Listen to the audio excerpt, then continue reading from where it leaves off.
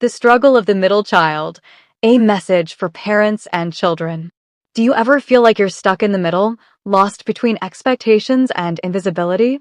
You're not the firstborn, the trailblazer, the responsible one, the leader. You're not the youngest, the baby, the one protected, the one everyone fawns over. You are the middle child. And too often, you feel like you don't belong anywhere. To the middle children out there, this is for you. To the parents, this is for the child who learned to be independent because they had to. Let's talk about the struggle of being in between. Section 1. The invisible child. Why the middle child feels overlooked. If you are a middle child, you know this feeling. The firstborn had all the firsts. The excitement, the celebrations, the extra attention.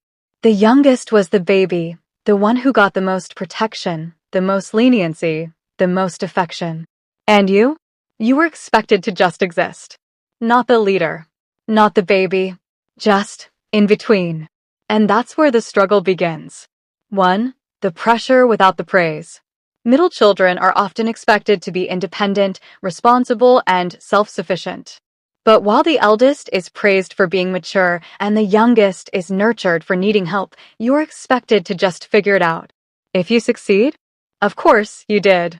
If you fail, why can't you be more like your older sibling? If you need help, figure it out like your older sibling did. If you feel unseen, why are you being so dramatic? It's a silent burden, expected to be strong, but rarely celebrated for it. 2. The struggle for identity. Who am I? Your older sibling had a clear role, the responsible one. Your younger sibling had a clear role, the baby. But what was your role? If you were responsible, you were just copying the eldest. If you needed attention, you were being needy. If you wanted to be different, you were difficult.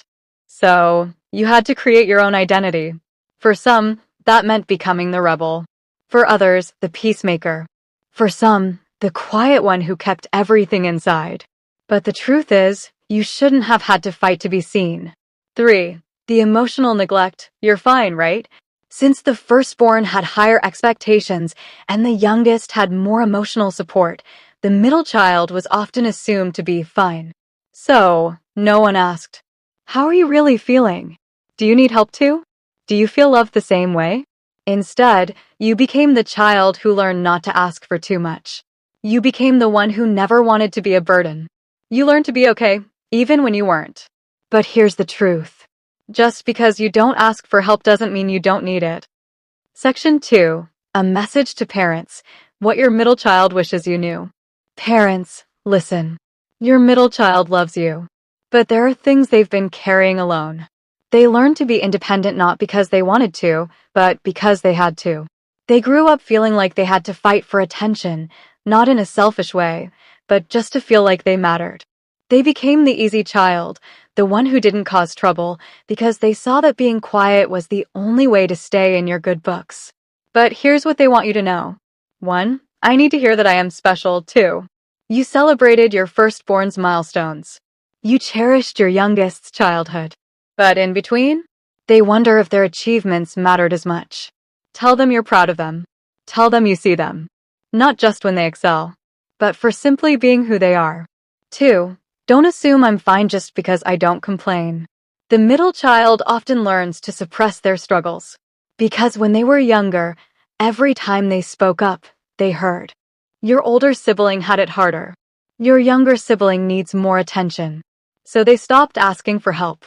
Parents, take a moment to check in. Ask them, how are you feeling? Do you need anything? Not just once. Not just when something is wrong. But often. Because middle children won't always say it. But they need you too. 3. Let me have my own identity. Not every middle child is a rebel.